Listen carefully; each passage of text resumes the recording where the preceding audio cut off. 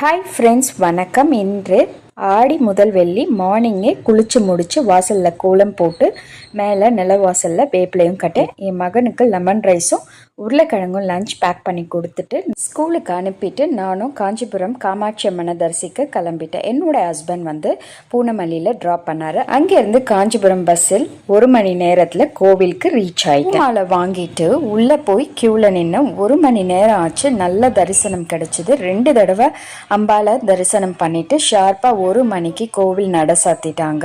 அதோட பார்த்தீங்கன்னா 4 o'clock தான் அடுத்த தரிசனம்.